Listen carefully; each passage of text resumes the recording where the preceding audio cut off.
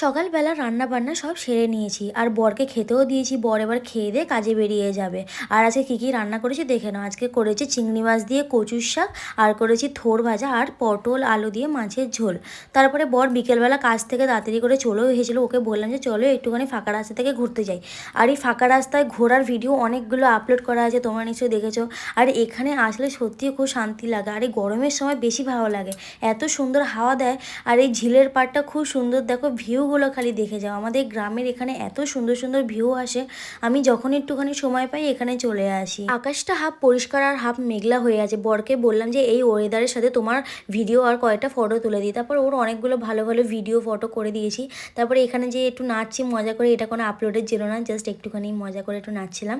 তারপরে আমি ঝিলের ওপাশে ঘুরতে গেলাম, গিয়ে দেখি ওখানে কাদা কাদা হয়ে গেছে আর অনেকটা জায়গায় জলও জমে গেছে। আর ভিডিওটা কেমন লাগলো কমেন্ট করে জানো, আর চ্যানেলটিকে সাবস্ক্রাইব করে দাও।